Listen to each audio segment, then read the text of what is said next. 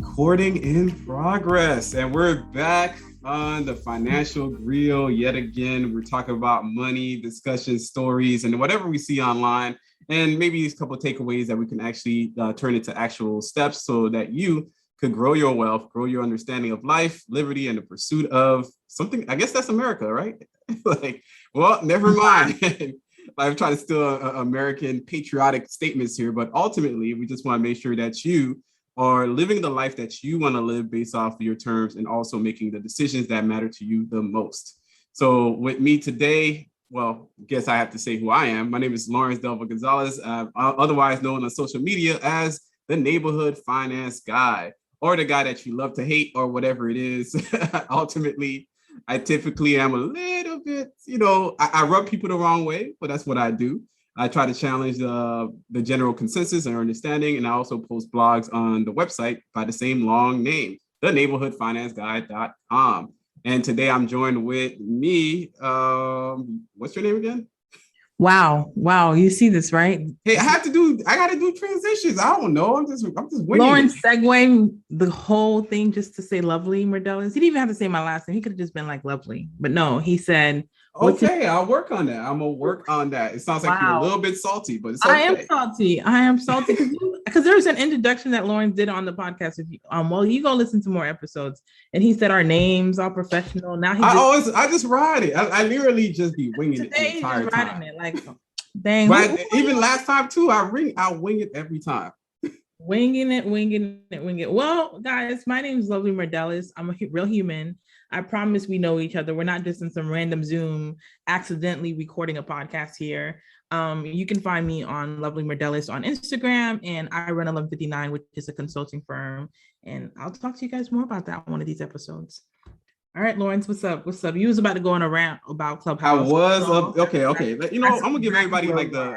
All right, no, I'm gonna give everybody like the flow, right? Because we don't really talk about it enough, but ultimately we're usually joined by our third person, Alainta. I'll say she's currently not in right now because she's filming or she's recording another podcast, being a guest star on that one as well. So check her out. You can also Google her because you can find her name, just spelled it all the way out, Alainta Alsan, and then you'll find all the stuff that she's actually been featured on, guest starring, and all those type of roles. So that's freaking awesome. So in this sense, our style is pretty much talk about a topic.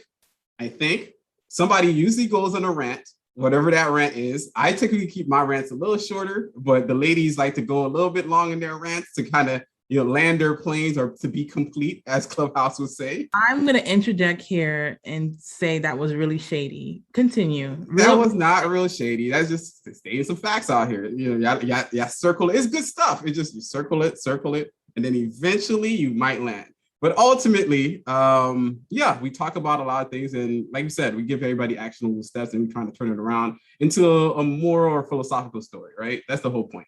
The fact that we're having these conversations, we're digging a little bit deeper, and then we're giving you a little bit of the dirty, right? So in this instance, what started this was my rant. Let me get into my flow, my zone, is against ClubHouse, etiquette, right? ClubHouse etiquette is silly to me. If you don't know what ClubHouse is, it's an app. It's available. You can kind of download it wherever you get your app stores at, and it's pretty much a conversation. Instead of doing like a podcast in this vein, it's more of a live panel in which everybody just kind of come on stage. They share the topic. Sometimes they're quote unquote, and you don't see my hands doing air quotes, experts on there talking about whatever they think is palpable for the moment. Hey. And but ultimately they have these little things called they're like you got to reset the room. I'm like, I don't reset any room. If you walk into my house, I'm not resetting for you. That doesn't make any sense. like it's like you come to the crib, you get in when you fit in. That's the only thing I could tell you. You eventually figure out what's going on if you listen. This is why they say you got two ears, you got what, 2 eyes, but 1 mouth. Just listen to people. Just listen.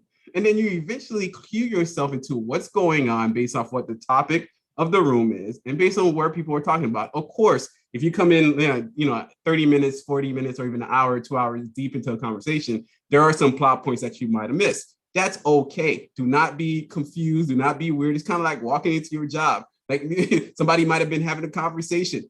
live your dreams. All right, just listen in, chime in when you can, chime in if it's actually important to say anything, because sometimes you don't have to say anything at all. You can just be listening. So that's one of my gripes. That's number one. Number two, silly stuff like, I landed my plane, which is the most silly thing I've ever seen. It's like, so when you're having a conversation, you're taking off into the air, right? And then some people are so long-winded and so confused, they hit turbulence, they kind of go around, they may run out of fuel, and then some of them crash land. But ultimately, if you do it semi-correctly, you're supposed to say, I landed my plane. And for some reason, everybody's like, they take that as a cue that you're finished with whatever idiotic statement that you just stated.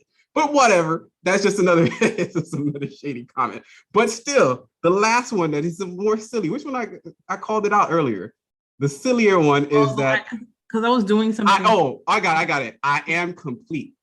Wow, there's so many levels to this. Every time I hear I am complete, is all the more like spiritually, like, the ones that they smelled one too many incense growing up, one too many Febreze, one too many scented candles, and they let that thing burn throughout the night, and now they're like, I am complete. You have not hit enlightenment. Like, you haven't hit the next level of frame of mind. The third eye didn't open. I am complete, as if I don't know what's going on with it. I'll be looking at the person like, you're emotionally unstable, you're mentally, you got problems, and you need to really deal with yourself. Like, you are not complete. You got problems. If you have to tell somebody you're complete, that means you're incomplete. That means there is somewhere in the process you got problems. You're not all there. Like, anybody that is in a sense present in themselves will never say stupid statements like I am complete. It doesn't make any sense. It's like when you end a statement, people know it's a period, unless you're that long-winded and that weird that you can't even land a period correctly. Like, once I finish a statement, I let it rock out. It's supposed to sink in, and somebody else is supposed to take it over. So I land my plane right here. I am complete with my rant. Like, oh my God. I'm gonna segue to some more stuff about Clubhouse, but go ahead. I think what Lawrence was trying to say after just bombarding you guys, I had to take a deep breath. He took a whole deep breath to come and saying that we do the most. That's what it is. We do the most, and we literally sometimes do the most in things that don't even really make sense. What Clubhouse is supposed to be was pretty much a place where you can shoot the breeze, the same way that in our culture, like laku talk. Like, if you don't know what laku is, if you're not Haitian, it just means your yard, like people to come and have a conversation. It would be like coming to a game of dominoes and literally saying what happened in the last 5 games. It doesn't matter. The game that's playing right now is what matters. And so I think the essence is like, sometimes we do things too seriously. We take them overly the board. And I think we bring our pseudo selves. And since we're going to be talking about a lot of like self-work today, I think it's like a good segue to just kind of mention like the trashy things that be happening on Clubhouse. Because there's a lot of misinformation, and it just sounds good. And it sounds like we're doing some like content conversation. A lot of it is trash. I'm sorry, Clubhouse members and advocates. It's a lot.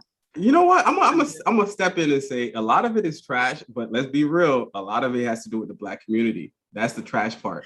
Like, because I see other communities. I'm gonna call it what it is. Like, no, hey, on the podcast. I don't know. I know there's some blue schools people that have some real toxic moments right now. Like, take a deep breath. Let me rock out. Let me cook, as they say in New York. Where is Alainta, guys? Let me cook.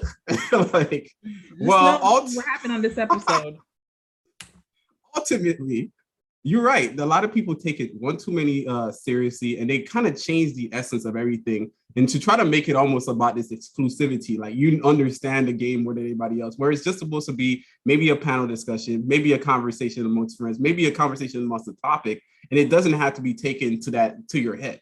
Like, some people are kind of, I guess they create a group, and then the groups, grow, or maybe they have a lot of people coming in, and they take the idea of being a moderator. Like, it's like that kid that used to get the vest, like the hallway monitoring vest, and they took that thing to the heart, man. They really believed that they were the hallway monitor. Like, they were making a difference in life. Like, hey, how dare you step into the hallway without my permission? And they're the kind of people that take it to the, I'm like, yet again, mentally unstable people given a platform to do weird things.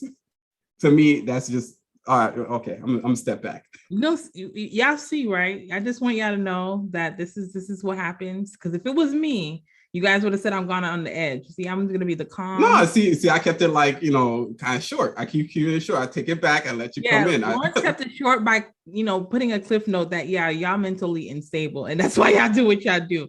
That's a power statement. But I understand there's some good things and some nuances. I think what's really interesting to me with Clubhouse is that when you mentioned the Black community, until Black people were on the app was not as popular. It was not doing the rounds that it was. And that makes me we can even, I don't know if we can even get into this, but how a lot of times, because we are consumers, right? And we become the creators on the platform, a lot of us are not getting equity from these platforms. When Instagram or Facebook and these things that we're being like the most active users putting out the things, a lot of times when it comes to getting brand deals or pay, we are excommunicated out. And I think I'm going to tell you why I think so. We value the attention and the likes more than we value the financial reward. We valued looking the part and not necessarily playing the part. And I'm gonna say that, and it might sound harsh, but it's just the reality of the situation that I feel like a lot of people are okay with. Like, oh, I have 20,000 people that follow me in Clubhouse, but it doesn't necessarily translate in level of influence, decision making. We don't know how to leverage the attention that we do garner. So yes, we did a great job of like garnering so much attention on this app, but most people maybe microeconomics, maybe getting somebody to pay to get into some course that costs them $2,000 for whatever reason. But in terms of equity, ownership of the things that we're taking part of and consuming, we are often not part of the communication. We're also not part of the equation when it comes to the bigger deals that would actually give us a chance to actually make a difference in our community. See, I don't know. I think the entire thing in our subculture, whatever it is, even in the subconscious, in regards to the idea of being liked, having that fame or the notoriety, is the fact that we landed right then and there. That's what we wanted. We didn't want the mechanisms to become wealthy and establish what is traditional generational wealth, like the idea to decide, get a family, the home, the white picket fence, going to work. We didn't want that. A lot of people are on these social media platforms garnering the attention because that's what they really wanted the entire time. They just want the attention. They don't know how to manage money, because some people are making money on some of these platforms, either be IG or TikTok or whatever. Some people are making, maybe a little bit of passive income here and there, but 9 times out of 10, they have no true understanding of how to manage money and how to really make it grow. And that's also problematic. So you brought that there. And I think it's very interesting, because when you look at the topics being generated by people on Clubhouse, the white groups tend to be, very much like there's very few times they go into like a toxic realm. Or maybe I'm not privy to those type of like discussions. Their own toxicity. They're eating. They're the ones that we don't eat from when they bring the potluck meals. Yeah, but we don't know. I don't know. Like, honestly, I don't know if I'm not privy to those type of like very like fringe conversations of very messed up, other people, right? As far as basically being Black, a lot of the people that I follow or people that are topics being kind of pushed to me or seemingly topping. And I actually wrote down a few of them while you were kind of like being late on this meeting, on this recording. I'm gonna give it to you. Like, it's like, okay, why are so many women so unapproachable but want a man? And that's actually Black people doing that one. Ruin love. Yeah, that's the Clubhouse room. And this is just like today, like while you were kind of like, doing what you're doing, I was just writing them down. The next one is ruin love, or the sex is just too damn good. Chinese investment in Africa, blessing or curse. Kevin Samuels, pink pill, and exoticals are all these government ops. What the heck's a government op? Like, why Black conservatives and Black Democrats never get along? Modern women, and that's another Black one, modern women must be protected at all costs, Kevin Samuels. I guess it's kind of like, based on his statement, it's kind of like, that you got to bring in whatnot. You are more dangerous to the community than Little Nas X. Like, that's, basically going against heterosexual Black men, whatever it stands for, blah, blah, blah. So the next one is things that keep Black women single and unmarried. It never kind of moves around this little, like it stays in this circle of just kind of the women hate the guys, right? The guys hate the women. And it's like high school all over again. It's a circle of immaturity, pure and utter immaturity. And it's interesting that you're single guys talking about single Black women not being married. I'm like, bro, you single. You is single too. How are you telling her anything? Like, or, oh, why didn't they like us? Because we don't make, we're not six-figure man. Because you're broke. You don't even have a job. You don't have a job. It's not the fact that you're like, you go to work. You don't have a job. Like, how do you not understand this? Like, some guys like, oh, we need to own our own businesses and something like, bruh, you could barely keep a job. Barely. Being a business owner it's a high level skill. It's a high level skill set. It is not something you just play around with. It's just like, well, I'm gonna sit here, rest of my laurels as a non-worker until I become this mythological business owner, CEO that flies around the world. Yeah, it's always interesting to me because, I'm in business consulting. So this is my realm. And I just sit there and like, you don't even have the chops to run a lemonade stand that's outside your house. When you remember when it's summer, those type of things, you don't even have the chops. You don't even have the chops for the lemonade stand. You don't even know how to run that in front of your house, and you're trying to build an enterprise. And more so, it's interesting that you say that there is a skill set that goes along with building business. Right before this call, the reason why I was like 5 minutes late was because I got an email that's like, yo, you got to handle this. I got to find all these documents, and all the documents you actually had to have all our incorporation, all our bank statements. So if I was a false business or just playing the game out here, that wouldn't have taken me 15 minutes. It would have been a 3 hour, 4 hour, or a couple of weeks because I don't have my stuff together. But at the end of the day, I think a lot of people are coming into the game, and even with the clubhouse rooms where there's that economy of women against men, or Black conservatives against Black liberals, and all these different things. What's interesting to me is a lot of times we like the drama because it doesn't allow us time to look at ourselves. So I can say, well, the business didn't work because the banks are not on my side, or the people, I don't got my friends and my family don't support me. And it's like, you don't even have a good plan. You don't even have something you need to execute. You couldn't even keep a job at McDonald's for a week. We don't know how. I know people that can't keep a job for like 2 weeks. I know people. It's a real thing. I know people. So it's like, I think, again, we're circling back, and we didn't even ask each other how we're doing. Like, you guys know how this is. Today's topic is figuring out this trash content. There's good content. I'm not saying all of it is trash. There is some good content out there, but a lot of times we're spending too much time talking about things that really, at the end of the day, in 15, 20 years won't even matter. Yeah, they don't even matter today. Like a lot of those topics they don't matter now. Yeah, they literally don't matter. Like even worse. Yeah, like, this doesn't compound at all. I think what I hear, because I like to kind of go into some of those rooms and listen some time to it, because you do have to kind of get an understanding and sense of where the community is and the pulse of the community. Yeah, you need a pulse of culture. Yeah, as to what do we need to work on? How do we need to work on it? And 9 times out of 10, it goes all the way back to just yourself. A lot of these people, and that's why I always kind of go with like, you guys got problems. Like confident people, happy people, centered people are not this level of defensive, aggressive. I guess when somebody says something that you feel, you get into your feelings, hyper emotional. It is the spirit of offense. That's what I call it. The spirit of offense. We do not have the capacity to have high context conversations. If I don't agree with you, if I can't see your different perspective, then automatically Lawrence offended me. That's why I always laugh, because people are like, oh my gosh, like some of the comments on Lawrence on Facebook, like we should do a episode called Lawrence's Facebook. Our social media, IG. Yeah. I just be going in too. On IG, like the comments are serious. People take, like most recently it was the renting versus the home ownership. Oh, you didn't see the one today. Oh, there's one today. So there's always one every week or so, every 2 weeks. There's always like one that really goes off the rails. and you could tell the person missed the entire boat. Like if it's not a plane, it's not a car, you missed a boat. You missed like your mind. And I forgot what somebody said. It's like in their minds, they're processing the words in a different way than I'm actually writing them. And I'm like, go back and read it. Take away whatever you're thinking.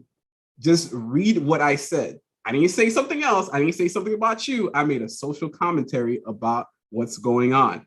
And yet you took a personal offense because for some reason you morphed it into something about you. Yet again, this selfish, entitled, messed up, non-centered, mentally toxic people. I'm like, bruh, y'all Blues Clues. I'm gonna talk about this Blues Clues thing. Oh my goodness. Oh my. Blues Clues. I saw the little meme, and then I saw like the video. I'm gonna go on mute, guys. I saw the video. It is a white guy, right? Well, I guess he was a kid at the time, 20 or 25 years ago, whatever it is, and he just abruptly left the show. I didn't know that because I didn't grow up Blues Clues kids. I wasn't really Sesame Kids kid, whatever. I grew up in Haiti. We didn't have those Sesame Street stuff, that Barney stuff. I looked and I'm like, well, this is some silly stuff. Because in other countries, we don't downplay education into a sense of like whimsical, joy thing. It doesn't work this way. It is a stone cold educational premise being taught to you. I learned about the human body through a cartoon, and that cartoon is very specific as to what the white blood cells do, the red blood cells do, the organs do. To this day, it's in my brain. That's why I'm not an anti-vax. So like I understand how this thing works.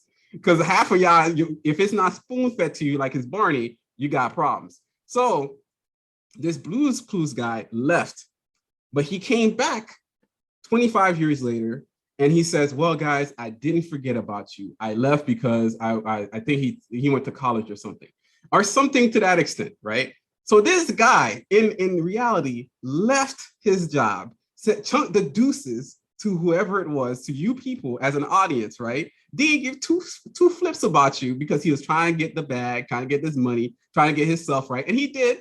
And I'm pretty sure he came back in the 20th year anniversary, quote unquote, because somebody handed him a lump sum of money. And he said, you know what? I'll be back for these dumb kids. And guess what? They're going to be emotional about it. It's the most toxic thing I ever seen. It's like it's like your dad left you when you were 5 and he comes back 30 years later. Hey, I didn't forget you. Oh, Dad!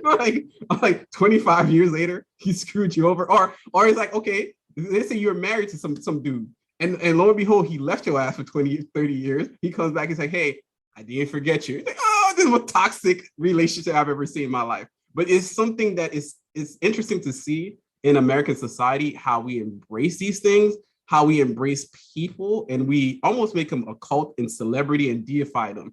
And to a point where I'm like, it's not even important. It's not even necessary. The guy came back for money, and you're out here, and chunking up in tears because you were never fulfilled. But you know what's interesting about that is that it was the most genius marketing that I felt like whoever, kind of created it. And that's the thing to me as a society. I mean, it worked, right? Because it got all the pings. It went viral. He was on all these different things. And I think it amazed me that this is a crafted story. This is something that was curated for this particular reaction. And as a society, we reacted, and this American society made it such a big deal. Like you said, it's put it to the echelon of the news of the week. Where are there? Nothing is going in Afghanistan, though. No, not anymore. Like Blues Clues. Last week, we were like, what's going on? The president is just being whatever. There's all this stuff going on, and then Blues Clues, and that's it. That was the thing went away, the new headline, and the new headline, and the new headline. And next week, there'll be a new headline. And I think we were having this conversation in our group chat, which is the ideology of escapism. What that was a moment of, okay, people just needed to have that. It's nostalgic. It's like, oh my gosh, I remember when I was a kid and this is that and a third. And somebody, I think it was a meme that I found so funny. Somebody said, Blues needs to come back and give us some clues about being adults because we don't know what the hell we're doing. And it's just like, well, the whole point of that contextual show was to figure out that there's quote unquote clues that you can figure out and make decisions. The whole point was supposed to teach you as a kid, oh, decision making is based off getting information and making decisions from the information that you have. Oh, that might be a concept that you need as an adult. It's so funny that we don't even connect the concept that was being taught to us, and that it was literally meant to be a place of learning. Like you said, the learning aspect and all these different things were supposed to be the meat of it. But they're good at what they do. They're good at storytelling. They're good at getting our attention. And what happens is important headlines just disappear.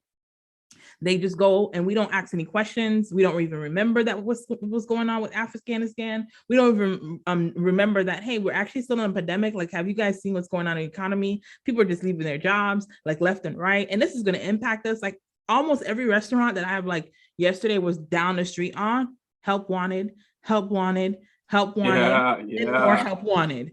Like these are real situations that are happening, but we were mesmerized by news. Yeah, but people, you're right. People are not completely doing what I call transformational knowledge, right? The idea that you get information all the time, and yet it's up to you to transform it. And this is one of the biggest concerns. And I'm one of those people that actually pay attention because I grew up overseas. I pay attention to conversations, pay attention to like reports, or even like, hey, like this might be interesting. This might be really relevant. As far as the idea of what was being put on PBS was always being challenged, because if it was too cartoony, it was going to create a type of person down the line 25, 20 years from now that is incapable of understanding information without almost like the whimsical nature of it, like the entertainment, the shock value. Exactly. And this is exactly what we have in society today. It was a big 100% concern that they went to Congress with this. They had to fight this. This was, I believe, Mr. Rogers was the one that really trying to push it, because the way his style of teaching was more so in line with really keeping a certain educational value and fundamentals without scaring kids, right? That was his thing. But as we went on, it became more like the Barney dance, to the point where teachers were complaining that they couldn't keep the kids' attention in middle school and elementary school, because yet again, every segment is almost like a commercial break in which they have to dance. You got to dance. You got to have a good time. If you're not doing that, then therefore life, even itself, is dead. And that's what we have in adults today. We have people, yet again, if they're not constantly entertained, they cannot hold their attention on one thing. No. And that's why you see like what they're considering micro content, like TikTok and reels and these things that are going, this is what people want. People literally are starting to believe that if it cannot be microwave, if it's not micro, oh, you're the problem. You don't know how to teach well. And it's like, no, this information has depth to it, right? I want the neurosurgeon that might be doing my brain surgery to know his depth. Not the reels information about, like, not a quick bite information about what he's about to do. He's like, he learned it on the reels. He's like, I learned this on the reel the other day. He's like, life hack. I'm about to cut right into her head. I learned that on TikTok. Like, no, we want depth. And it's interesting, like you were saying, that this was a high concern, but this concern has become our reality. People are now unable to stay focused, unable to really deep dive into personal work and purpose and really being able to get anything completed, because we have gone into a society that if it's not quick, if it's not entertaining, it's not these things. And life is not meant to be done that way. Every art, like when you think about, not even hundreds of years ago, but if you even thought about just the slower pace that we've had, that's where depth comes from. That's where perspective comes from. Just sometimes slowing down, really meditating, really looking inward. But we can't do that if our hands are just going, well, you can't see my hands, guys, but it's like flicking and flicking and flicking, looking for the next high. That's what it is. We are literally on a high all the time because, oh, I got 3 likes today. I got 1,000. It makes me feel better, but I don't feel good unless I have this. Or we're seeing these things that are going from point A to point Z in 20 seconds. Like you see somebody with their weight loss video on TikTok and it looked like it's a 30-second clip. That person's been working their ass in the gym for a whole hour every day. For entire time. Their entire But you just see it. You just see the transformation overnight. And I'm going to just take this moment to say, like, you guys need to understand that everything good in life comes through process. The best meals that are cooked, they take some time on the stove. They're not something that you just put on and you put 2 seconds. Yeah, the gumbo, ramen. ramen is based on a stock, and the stock you gotta let that stock cook for like overnight to, like the best stocks, it's like a 2-day process. Right. And we are not in the space where we understand the value of taking things and process and actually going through it. And by it, the reality is the people that go through it, do you know how many reps that Kobe does? Like how many shots he had to take on his game? We see these people that we quote unquote idolize to be at the top of the game. Whether you like Beyonce's music or not, sis is not out here just sleeping in her bed every day. This is a discipline. This is an art. This is something that she's doing. But what we see, we only celebrate the clip. We only celebrate the 5-minute video, not realizing it might have taken the person 1 year to get that choreography, get the everything to put together, but we're only celebrating the clips. And if you keep thinking that life is produced from the clips, you're going to always have a life that sucks. And that comes back to all the things we're talking about. The reason why we're mentioning these things like ClubHouse or social media and stuff like that is just to get you to think. What are you consuming? Are you even creating? You wonder why your life has not changed. Is that because you're doing the same thing over and over? And that's insane. And you can't just keep thinking that you're going to clip your life, reels your life, Instagram your life to success. Like those things where this is how you do something with money. And it's like a 25-second clip, not realizing you might have to read. You just might. You might have to. You might not. It might all be bad too. Whatever it is, that 25 seconds might just be bad information. You have to process. You got to be transformative in the knowledge and the understanding that you have. I think part of the problem we have here too is that a lot of people are missing great moments to change, looking for the best moments down the line. So it's almost like you're looking for the greatest moments. You're missing the greatest moments today, only to look for that perfect moment later. And that's really not going to happen. That transformational change you're talking about is an everyday scenario. It's an everyday discipline. I had a short conversation with my buddy the other day. And his thing is like, he can't seem to kind of level up to get a different job. And I keep trying to explain to him this for years, not for one time, for years, that maybe he's going about this entirely the wrong way, because we all do a certain degree of self-sabotage, subconscious self-sabotage. That for me, for example, perfect example, I understand math, accounting, taxation. In school, I failed every test. Generally, maybe not all of them, but generally I was not getting the material. It's not because I couldn't get the material, because I was practicing in the form of subconscious self-sabotage. That means I was just failing because I was too focused on doing other things. I valued other things more, hanging out with friends. I valued other ideas, other understanding. So your brain sometimes are like, well, I guess because you don't care for this, why should I care for this? Right? If you're not into this, then I guess we're not into this. So ultimately, you self-sabotage yourself throughout the process. And maybe that self-sabotage is because you're going against your very own flow in life.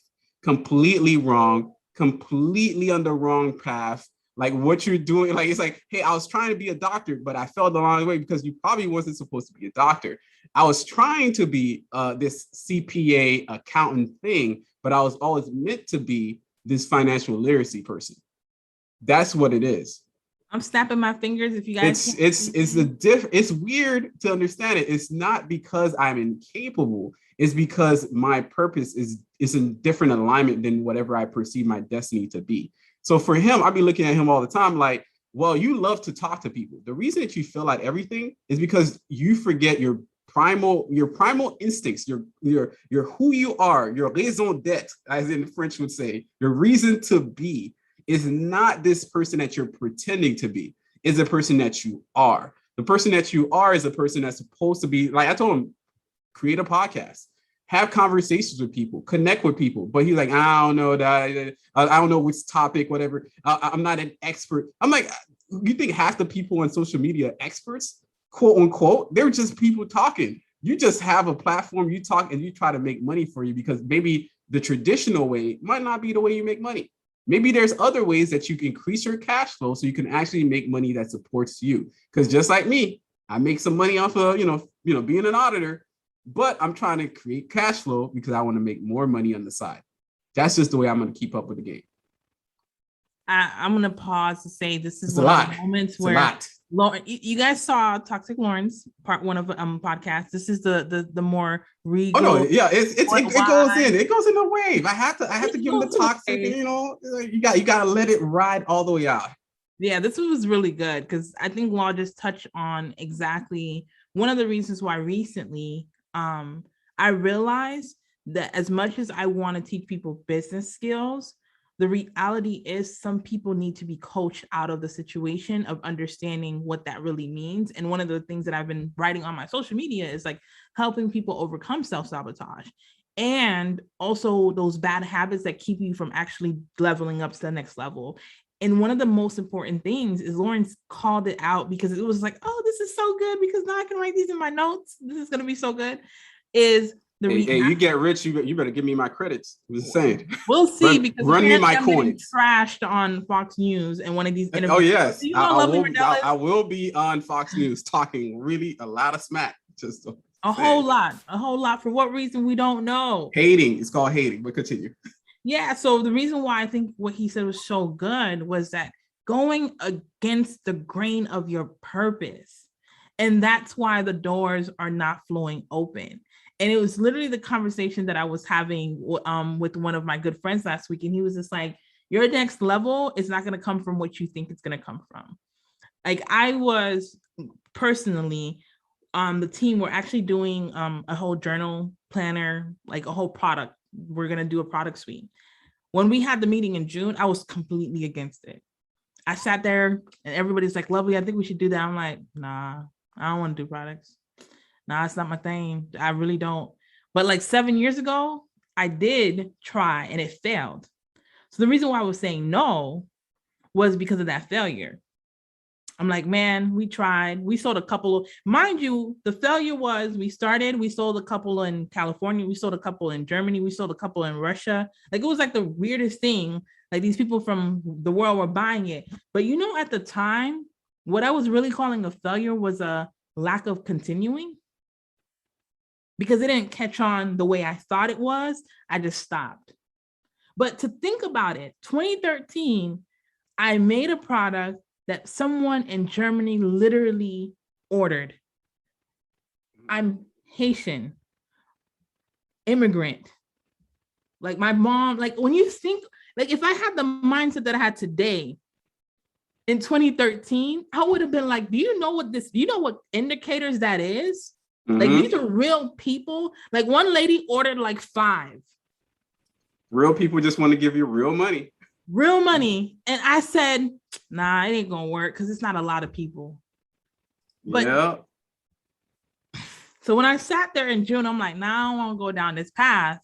It really was last time I tried this, ain't work. But everybody that knows me, like from the time that I was like little, nobody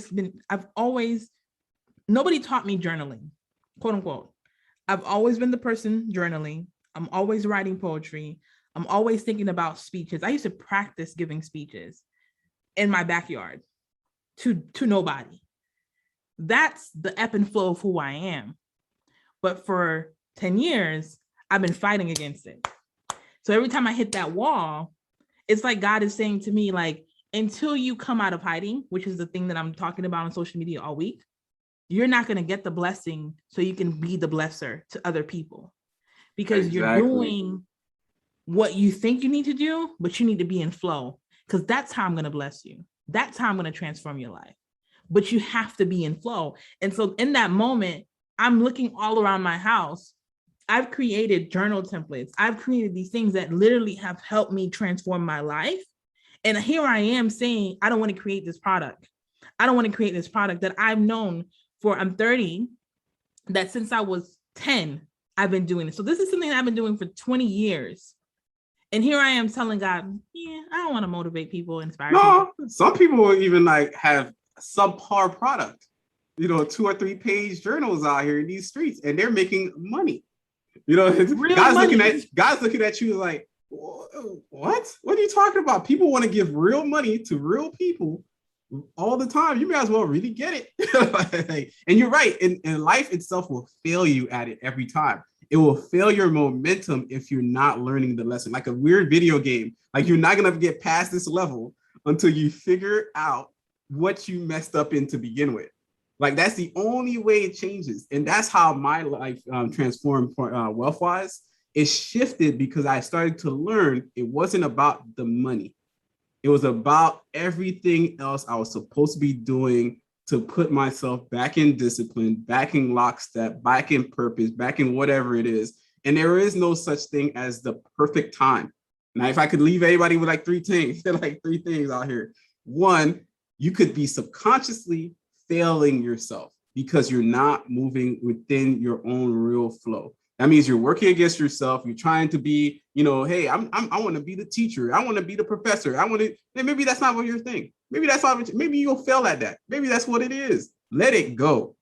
And maybe that's not your thing. Second, there is no such thing as a perfect moment in which for you to enact your mysterious, silent, moving in silent plan. It's not going to work. It's definitely not going to work. Just do it because there's other people that have inferior product out there in the market making tons of money. Why? Because they at least took one step to move forward. Why? Because the best ideas you're ever going to find are in the funeral. Or not in the funeral, in the cemetery. The best ideas you're ever going to find is in the cemetery because everybody dies with their best ideas because they never share it. They never go anywhere with it. They never become actionable. And additionally, stop thinking somebody else got the secret because nobody else does. You're supposed to just figure out whatever you need to do for yourself and move the hell on. Like my friend, he was talking to me. He's like, oh yeah, he'll say, oh yeah, you have a lot of time. You got a lot of time to do this. I'm looking at him like, what do you mean time? Everybody makes time to do what they're supposed to do. But if you just do everything else and not do what you're supposed to do, don't blame it and think somebody else have more time than you do. We all have 24 hours. I'm not quite sure what mysterious hour that you think I have, what's mysterious secondary hour that you think you like the rich person, they got 48 hours and 24. I'm not quite sure how you think that works, but everybody puts in the time wherever they can. So if it's not in the weekday, because you maybe have two jobs that you're knocking out, I get it. But there's a weekend. You have to define your space. And I have a significant other, and I want to spend time with them. Then you're making a choice. That's the self-sabotage. You've made the choice of not putting the extra work so your life could have a different outcome. So all of this works together. The ideals that you have, the direction that you take, and as well as making those stern decisions with your time and your discipline to move forward. Okay, if you ain't doing all of that, you will always be broke. BROKE, broke. Okay, because you're going against the grain of what you're meant to do. And I think we have been industrialized, right? To think these are the top 3 or 4 things you need to get done. This is that and a third, not realizing that flow, that rhythm. And it's interesting that we'll even push it on other people. Well, the kids, my spouse, and not realizing you're not even showing up at the highest potential of who you are for them because you are not in flow. When you're in flow, you're even more happier. You're more spontaneous. You're more settled within yourself.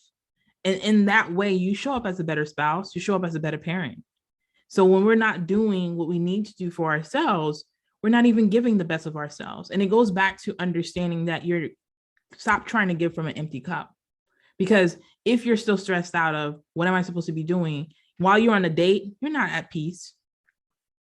You're just thinking about so many different things. You're not even present. And flow allows you to be more present. It allows you to be more connective. It allows you to actually open up parts of you. And some of us just need to realize that those parts of us that we're trying to hide are probably the parts that are going to actually give us our breakthrough. Those insecurities, those things that you don't want to face, facing them, exposing them. At the time, it feels uncomfortable, but it's the thing that's going to give you the breakthrough so you can go to the next level because you realize all along that you've been wearing a mask. You've been covering yourself up. And the reason why you hide yourself is because you're not proud of what is under the covers. But if you learn to get in that mirror and be happy, get in that flow to be happy with the things that you do, you show up differently for the job interview. You show up differently for the book deal. You show up differently in life in general. You're more confident. You ever seen like a guy and you seen the girl, you're like, dang, how did that happen? Well, he had the confidence. He shot his shot. You in the corner not even trying to do anything. And so you're wondering why someone else is getting. Look at your, like, you know how they used to say back in the day, make sure you have your eyes on your own test. Like that used to be the thing the teacher said. Like, this is also life. Have your eyes on your own test. What are you going through right now that, like Lauren said, has been something that you literally have seen in your life multiple times? What are you missing? What do you escape to? What are you running to that you need to actually be running away from so you can run towards the thing that you really need to face? Sometimes the finance problem, it really is a lack of awareness of self, lack of confidence, lack of trust in your own self, lack of ability to learn because you don't believe that you can. Sometimes you're facing one issue, but it's manifesting from another area of life. This is not a therapy session, but I hope that you at least get from this episode, man, I got to start thinking through. There's a lot of content out there. There's a lot of Clubhouse you can be hopping into. There's a lot of reels you can watch. There's a lot of TikToks you can watch. But after that, what is your life? After the escapism, what do you have to actually face? It's fine to take a little time down. It's fine to take a break. It's fine to be leisure. We're not against social media. Clearly, we're on it. We just told you link up with us on social. But like I told a young lady recently, what's the point of being on here if you're not really connecting with anybody and speaking? You just have one of those crazy accounts. Most of the time, people that are commenting have those private accounts, barely have a profile picture because you're being someone else, because in real life, you're not even bold enough to be you. So, damn, you're not even bold enough to be you. Well, I am complete. Like, that's all I have to say about that. I am complete. I think we are complete with this podcast episode. I think that thing hurt my feelings. So I was like, ooh, you're not even bold enough to be yourself. Like, damn. Go to sleep at night with that. I promise we are not bad people. We're not trying to want the worst for you. We actually want the best for you. Just like I talk to my friends, just like I talk to anybody I meet, no matter who they are. I don't want you to live in a space in which you're always struggling, where you're always trying to, figure it out, where you always we got to move past that. It's tiring. It's dead. It's passe. I personally moved on. I just don't do that no more. I personally want to be happy. And I want to see other people that are also happy with me, but also changing your mindset so it's not somebody else that's doing it to us. It's not somebody else that's in the driver's seat of our own lives and our own families. It's us taking those actions that's changing ourselves, our friends, our communities, and even our environments. And that's the only way to actually move forward. So I'm gonna leave it at that. You can find me on theneighborhoodfinanceguy.com. It started out very toxic, but man, did we turn it around. The bus was good. The bus is good. We landed our planes, our buses, our cars, all the vehicles. So you can find me on Lovely Mardellis on Instagram and just connect. That's where I'm at. You'll find out more when you get there. And we'll make sure we put in the show page notes because I'm nice this week. Last week, was it last week? Whenever last time you heard the episode, I just told y'all find me. Just Google it, figure it out. But nonetheless, you were toxic last time. You're like, Google me. I don't care. Google me. Just figure it out. But it'll be in the show page notes. Anyways, thank you for listening to the Financial Griot. And that's another one in the books. Yeah, it is.